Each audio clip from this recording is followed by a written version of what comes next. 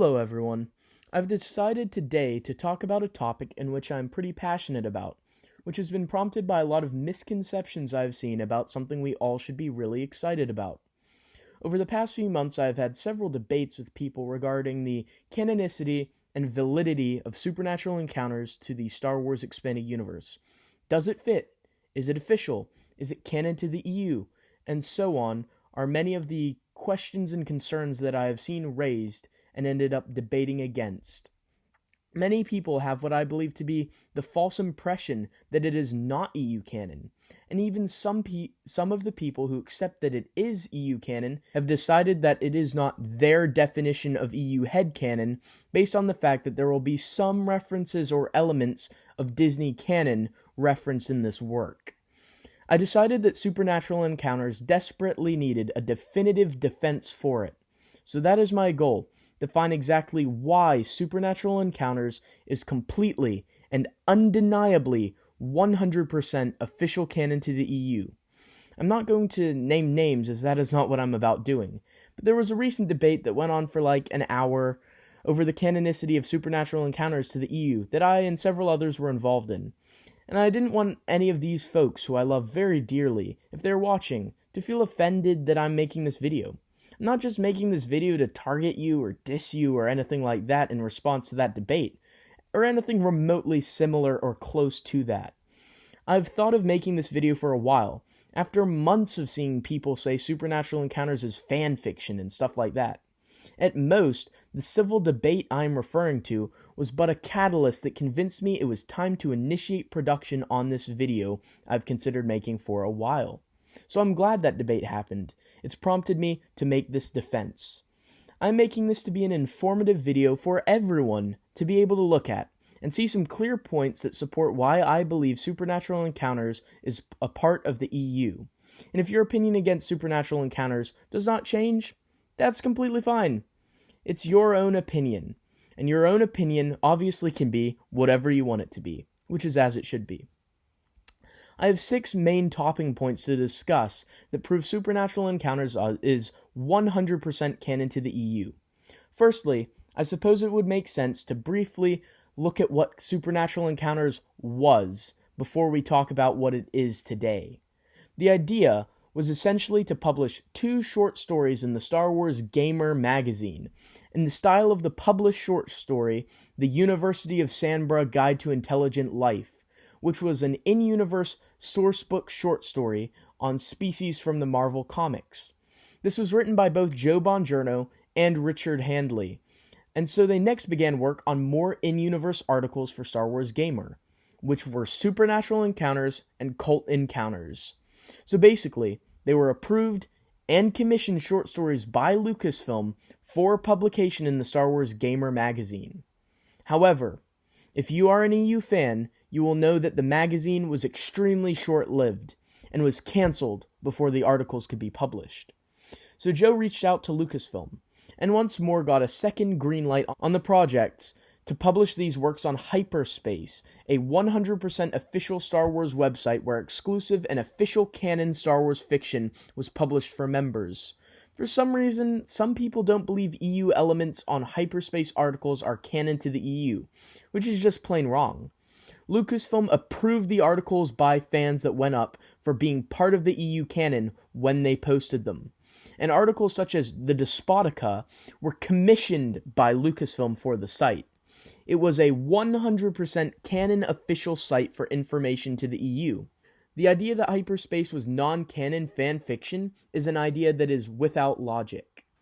Back then, Supernatural Encounters was already a hefty 600 pages or so when it was going to be published on the aforementioned Hyperspace website, so cuts to the large amount of content were started.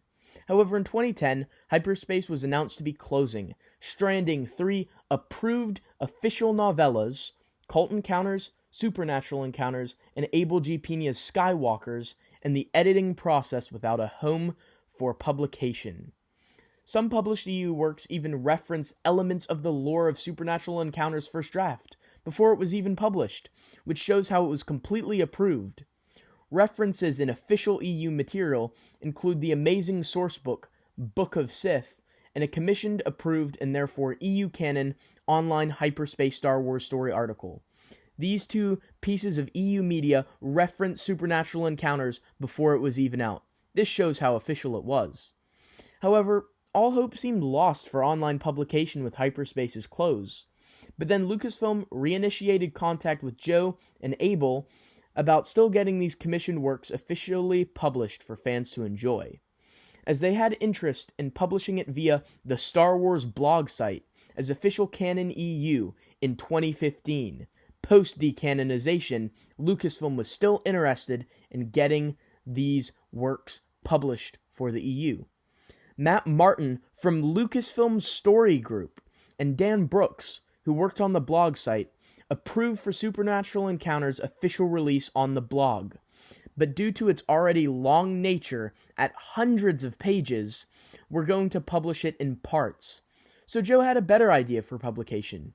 To avoid chopping the works into segments, he suggested publishing it on his own site, and embedding a link on Star Wars blog site to the work on Joe's site, rather than publishing the story in bits and pieces on the blog site. This was signed off on by these two Lucasfilm employees and approved. So Joe set to doing this and officially published Cult Encounters in 2017 and Supernatural Encounters in 2018 on his own website, which was 100% officially approved by Lucasfilm, making it undeniably EU canon. As a side note, Skywalkers received the same treatment, getting published officially and approved by Lucasfilm on Abel G. Pena's own website in 2015 as well. So there you have it. Supernatural Encounters' troubled history of attempting to get a release multiple times before it finally received a completely official approved release. But Joe cut hundreds upon hundreds of pages of ideas that he had for Supernatural Encounters. So he decided, since no new EU was on the horizon, why not add back in all the material he had cut in his rush to get Supernatural Encounters published on time? Keep in mind that Lucasfilm approved Supernatural Encounters drafts, and Joe Bongiorno worked with Pablo Hidalgo in improving parts of the process.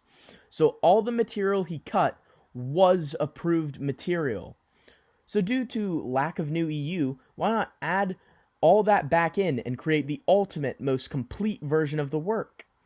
And that is the extended version, set to be released in a few months' time. Brand new EU. However, there are naysayers who claim it is not canon to the EU for one specific reason.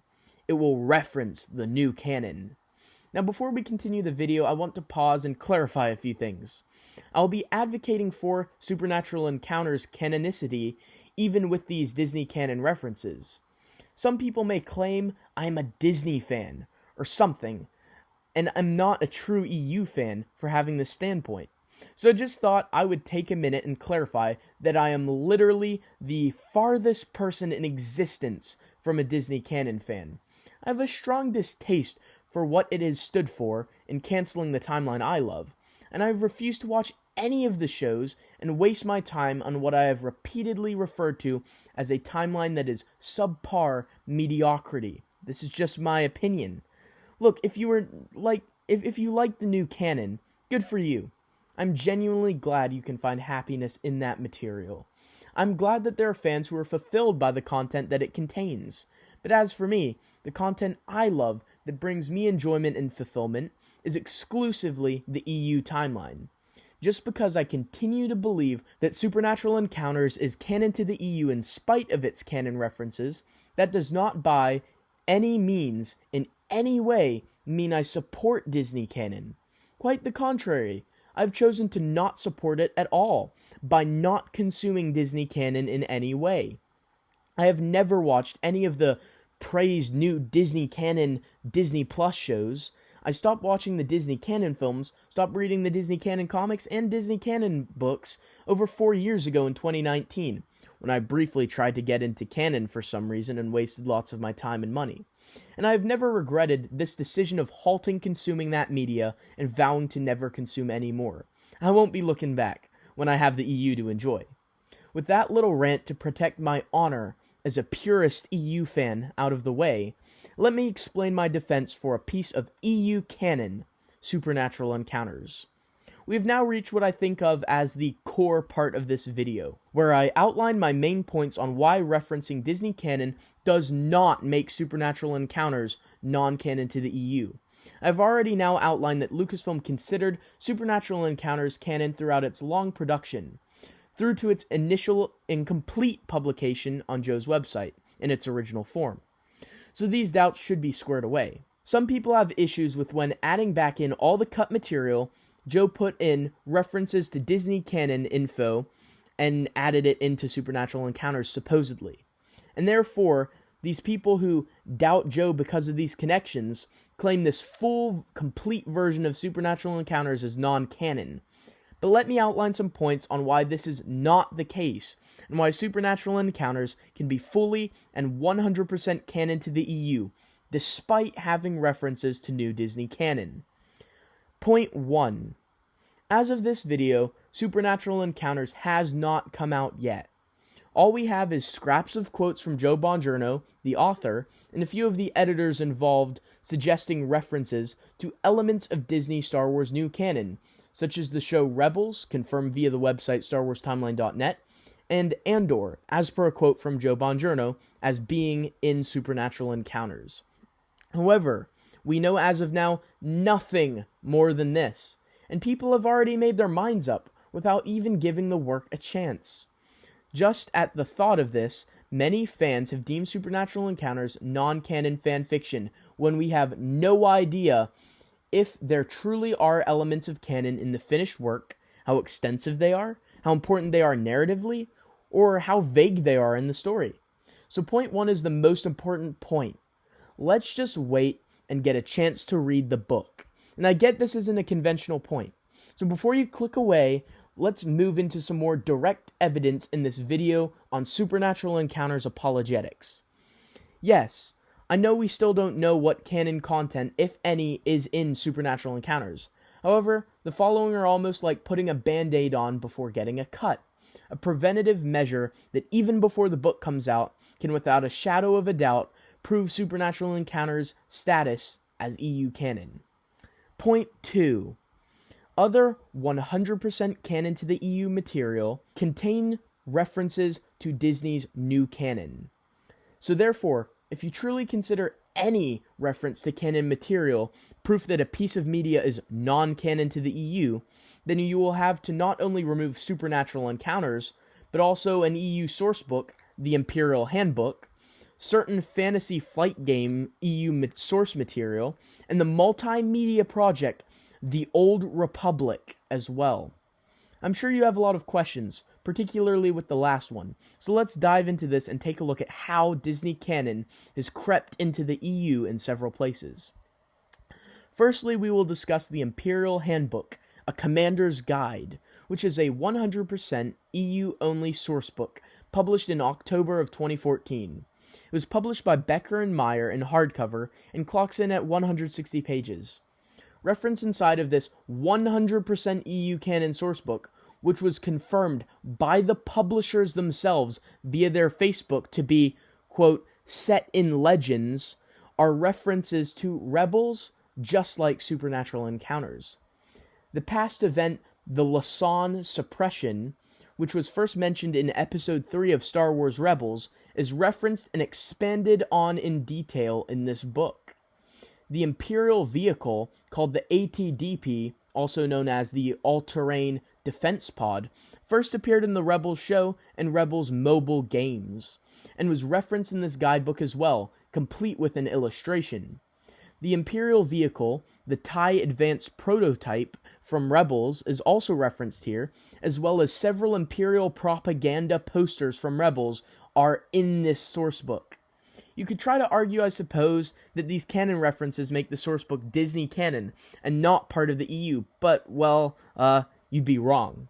Not only would you be disagreeing with the publishers themselves who put out the book with their direct quote, but also with the fact that EU-exclusive lore is referenced in the sourcebook, including Sunterfell, Borskfalia, Kradosk, Umak Leth, Dark Troopers Phases 1-3, The Mandalorian Wars, The Battle of Malachor 5, Yin Chori, and Scoop Ball, among many others I did not list.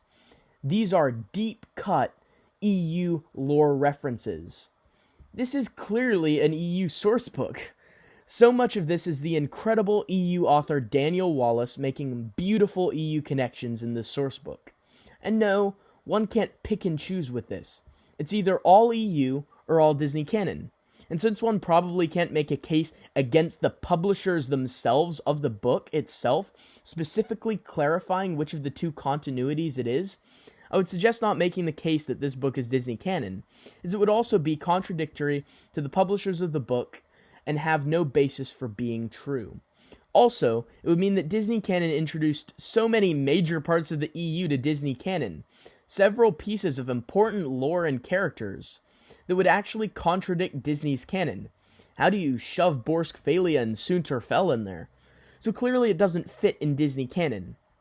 All the facts and evidence show that this book is part of the EU, 100%, and yet it references New Disney Canon's Rebels and is still definitively, expressly EU.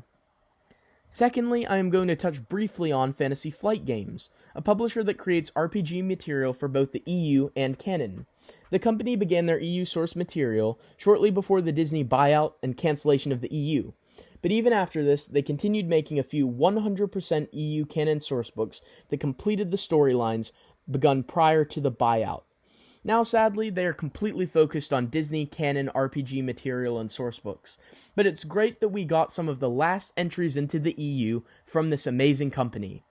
There are examples of Fantasy Flight Game sourcebooks that have been labeled as either Legends, aka EU sourcebooks, Disney New Canon sourcebooks, and even a third category, both timeline sourcebooks, which are treated in the same vein as the original trilogy and the prequel trilogy, and the Clone Wars show seasons 1 to 6, which exist in both continuities. I could delve into some nitty-gritty complex stuff there to prove that elements from canon and legends are in one sourcebook together and definitively part of both timelines there, but those sourcebooks in the third category that have extremely heavy elements to both timelines I feel are too obvious to mention further in this defense.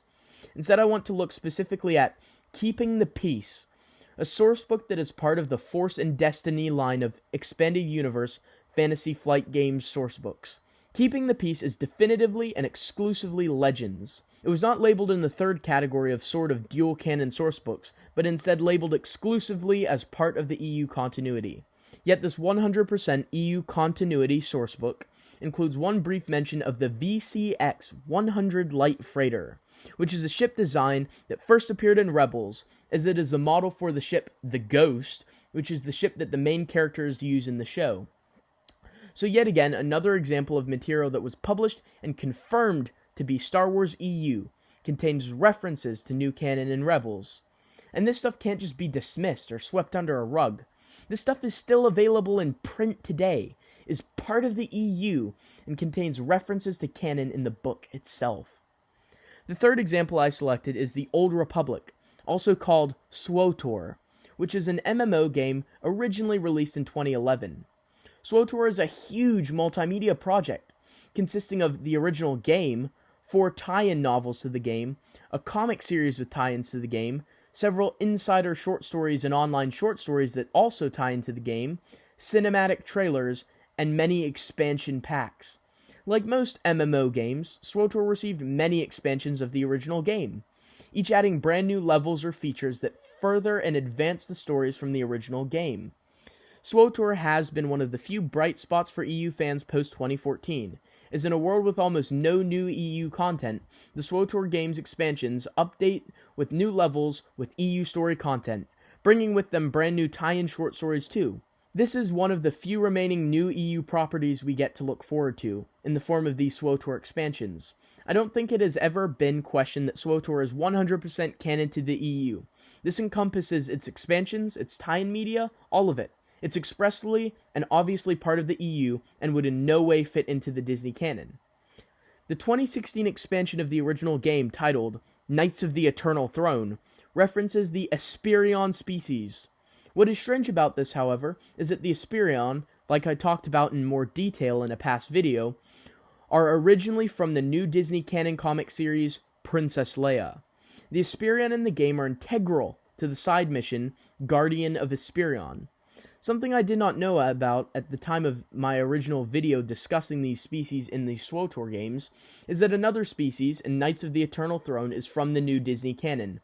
The Melito are a species that first showed up in The Weapon of a Jedi, a canon book by Jason Fry, before going on to physically appear in The Force Awakens. Canon explains them to have sensory abilities, but other than that doesn't go into them in too much detail. The Melito are referenced in the EU here, in the game expansion, as being high in sensory abilities as well. But here, it's referenced that they have been used by Sith alchemists in creating mutated Geonosian soldiers, which is certainly interesting. But let me now explain why these two SWTOR references to Disney canon are so important. For EU fans that claim anything that references Disney canon is non-canon to the EU, this would make this expansion non-canon. But how far do you take that? There are several further major SWTOR game expansions that have no Disney canon references, but yet build off of this expansion storylines. So if you remove this expansion, the further ones would also need removed, as they would not make sense to continue existing in the EU with their building block removed. How far do you take it? Does it extend to the wonderful SWTOR cinematic tie-ins to this expansion as well? Does the decanonization spread farther back to even the original game, which this expansion is literally an extension of? Does it knock out of EU canon and taint the tie-in novels and comics as well? How far do you take it to remove these two minor connections in a clearly 100% EU canon game to the Disney canon? You could either accept that the EU has canonized to the EU canon elements from Disney canon, or you can attempt a messy cry of it being non-canon to the EU, like with Supernatural Encounters, which is just not practical, as if you remove parts of SWTOR, most of it, if not all of it, would have to be removed as well, even though the majority of it does not reference canon. Do you see the comparisons there to the Supernatural Encounters situation? And so now, I move on to point 3, which ties in very well to the last points, which is regarding what exactly does this mean for the EU. I've seen some people freaking out that there are elements of Rebels already in the EU, and as it turns out, elements from the Princess Leia comic and The Force Awakens as well. And why are people freaking out? I simply do not get this. I feel like for some reason some people believe that these elements from Disney canon being canon to the EU somehow means that the media from canon becomes canon to the EU as well. But this is simply not the case. Elements from Rebels could be in Supernatural Encounters based on what we have heard. We've already seen elements of Rebels in other 100% confirmed to be EU media. So what's so important here? Elements. Elements, as I have outlined, include vehicles, species, characters, events, etc. By no means does it canonize the whole show or comic or movie to the EU. Not even does it canonize one episode or part of an episode. Literally, all that is occurring in these scenarios is concepts introduced in Disney canon are also introduced to the EU.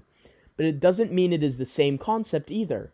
As I outlined with the Melito species, SWTOR changed the background of them in the EU drastically, and made them pretty cool too, making them involved in Sith alchemy. Honestly, that's just beauty from the EU, to take a half-baked concept and make it more. That's just what the EU's all about. So my point here is that these elements and concepts from Disney canon that are canonized to the EU are not necessarily even the same concepts when it's all said and done. We already have seen that their story can be changed and altered. And all these are nothing more than elements, events, species, technology. It does not mean the shows, comics, or books that introduce these concepts in canon are magically part of the EU now. The media from Disney canon will always be just part of Disney canon. Ideas from it can be part of both. The unique backstory to the Melito and SWTOR does not change the Melito species in canon. The Melito species in canon doesn't have history with Sith alchemists.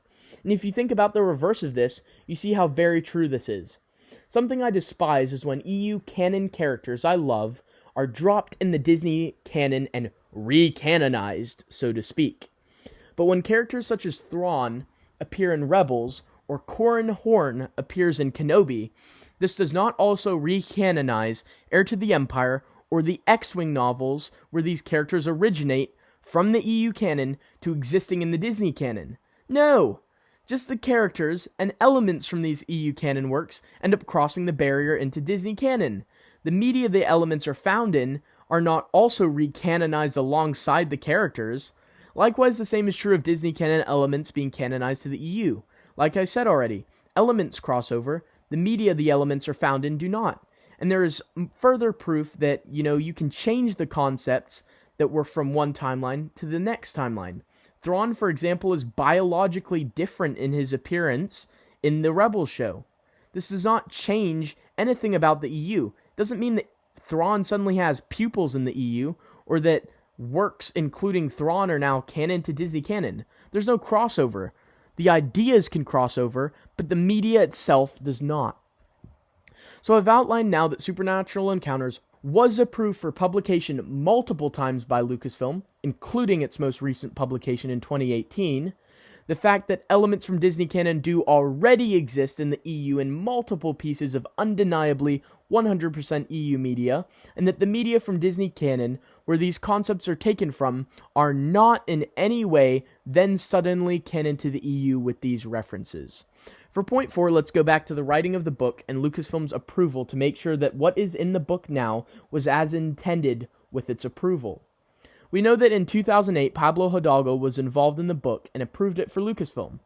We know that due to extensive cuts, as Joe Bongiorno tried to hurry to get it published on hyperspace, hundreds of pages of material were removed from the work. We know now that he is editing back in all this cut material that was approved by Hidalgo. But some anti-Supernatural Encounter, being EU canon fans, would argue that some of the material he is adding back in was not originally approved. And that is true, but Joe Bongiorno has explained on numerous occasions that Lucasfilm never did book approval line by line. The commission and approval was regarding the book as a whole, maybe slightly deeper than that, maybe into chapters, but certainly Lucasfilm's approval of a book was never a line-by-line approval rating on every page. Therefore, with this in mind to argue that not every concept was approved for Supernatural Encounters, this could be argued of any Expanded Universe book, since it was the overall book that was approved, not a line-by-line breakdown, and we do know that Supernatural Encounters was approved. For a sort of sub-point of Part 4, think about the Darth Plagueis novel by James Luceno, which was commissioned and approved in 2008. It was put on hold, however, until 2010, when James Luceno fought to be able to finish and rewrite the book. But in those years in between drafts, with lore changes, Luceno slipped in references to the book he wouldn't have otherwise made in the 2008 draft, as certain material referenced didn't exist back when it was approved in 2008. Does that make it not what was originally approved? Technically, I suppose it does. The story and references changed, but would you rather Plagueis have contradicted what EU came out between 2008 and 2012? Although not what was originally approved, the end product for Darth Plagueis was the most complete up-to-date draft, similar with Supernatural Encounters. Considering that Supernatural Encounters, from the early 2000s when it was first conceived, commissioned, and approved for Gamer magazine, would have likely contradicted many, many events in the almost decade and a half of brand new EU stories that followed it, it obviously had to be changed to stay up to date. The version with material Pablo Hidalgo approved and worked on in 2008, 2009, and 2010 for hyperspace would have been likely contradicted by events in TCW, Fate of the Jedi, SWOTOR, and other post-2010 EU works. This would have made it messy, and so Joe continued to adapt with new material, incorporating new ideas and changing old ones that might not have gelled well with the newly published EU. The version that Star Wars blog run by representatives of Lucasfilm wanted to have published officially in 2015 would have already had some Rebels connections and elements, as well as an updated story to gel with new EU between the time Pablo approved it and the time it was looked at by Matt Martin and Dan Brooks. And even with Rebels elements possibly already there at the time, it still had the approval of the folks involved to still get published by Lucasfilm. This approved version had some of it eventually published, completely officially on Joe's website in 2018. So it is reasonable to assume that almost all of the content he is now restoring to the text in the full 2023 version was either material cut that was approved by Pablo Hidalgo back in 2008, or stuff that was still approved and originally cut when it was going to be published with Star Wars blogs in 2015.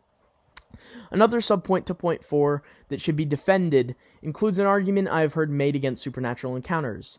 This argument is a what-if scenario, to paint supernatural encounters in a bad light. The point suggests, what if, in all his adding of cut materials, he added in explicit material? Would this not contradict the approval and licensing for supernatural encounters by Lucasfilm?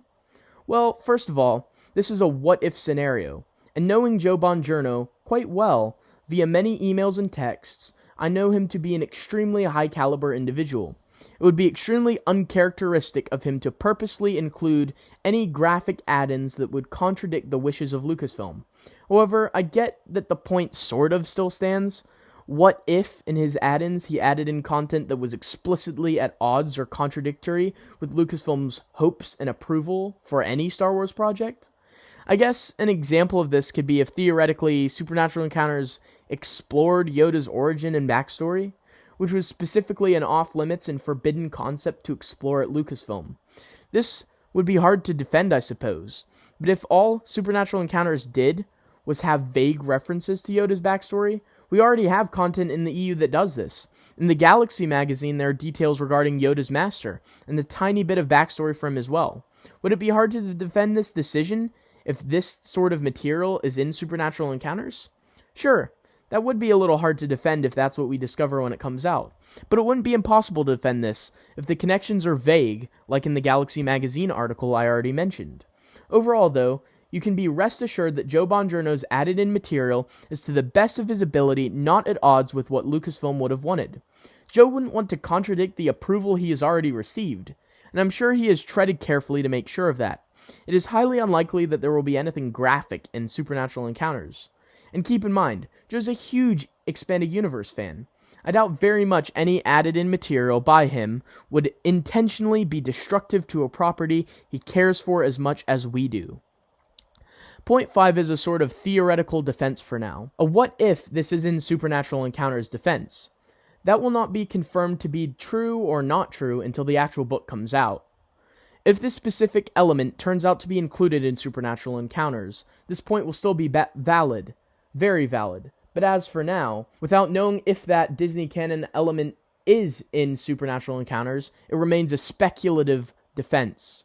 The fact that it is a defense for something that has not occurred yet does not make the point invalid. This point involves the Disney canon concept of the world between worlds, a concept introduced in the final season of Rebels, which makes time travel in the multiverse implied to be a possibility in Disney canon. While I think this is an incredibly strange and thin plot point in Rebels, it has been implied heavily that the world between worlds could be referenced in Supernatural Encounters.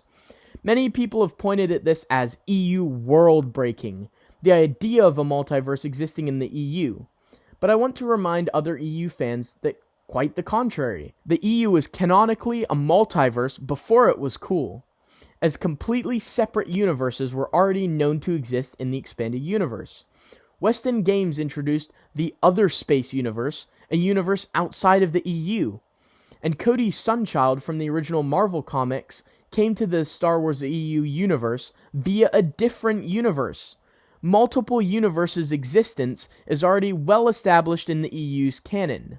So for those that feel the world between worlds being canonized to the EU would be a EU canon-breaking disaster, should remember that the EU already has other universes. In fact, the world between worlds would actually flow narratively pretty well with this pre-established EU concepts. I would actually go on record and say narratively, the world between worlds would probably make more sense in the EU timeline than the canon timeline. But this is all hearsay for now. We still do not know for a fact whether or not the world between worlds will be mentioned in Supernatural Encounters or not, so keep that in mind. But if it is in there, it's not the end of the world, or destructive to the EU's lore, when we already have other examples of multiverse-like concepts floating around within the EU. And furthermore, we have instances of time travel as well, in the Cross-Current and Riptide novels. My final point, number 6, is that Supernatural Encounters was never officially cancelled. Because although the magazine it was originally slated to appear in was cancelled, the The work on it never was. Same deal with the Hyperspace website closing.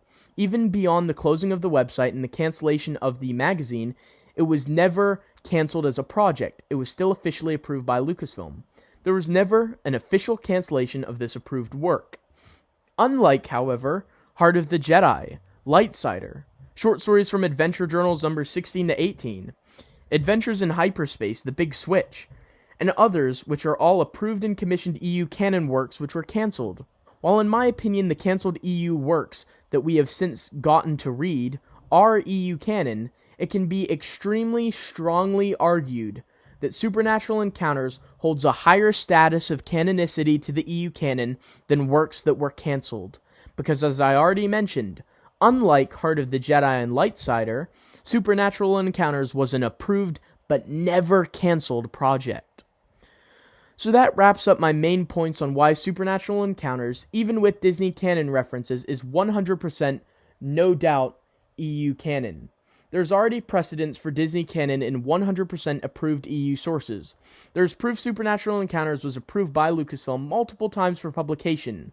There's evidence that suggests the added-in material while in between approval has already happened with Darth Plagueis, for example. There's evidence that the cut material that is being added back in was also approved. The media such as Rebels, Andor, or Princess Leia comic from Disney canon will not in any way be canonized to the EU, as its most simple elements are canonized, which there is prior precedence for. And due to Supernatural Encounters not being cancelled, it has a more definitive canon status than unpublished EU works that many EU fans are quick to jump on and take as official canon. I hope you enjoyed this video, and I hope that if you came in with any doubts about Supernatural Encounters, these doubts have been eased, and that this video's outline was able to reaffirm your excitement for a new piece of EU after so long without any new EU. I already know the comment section could turn into a war zone, so I just ask that everyone will keep it respectful down there. Let me know how excited you guys are for Supernatural Encounters. I've been super hyped. And stay tuned on the channel for more Supernatural Encounters videos in a few months after the book is released, perhaps including chapter-by-chapter Easter eggs and connection breakdown videos, a book review video, a video showing off the physical copies I have on the way, a video about how I am actually in Supernatural Encounters, and eventually, after I've read the book, perhaps even an updated defense video. Once we know completely what all the elements are that are in Supernatural Encounters, then it will be easier than ever to defend it.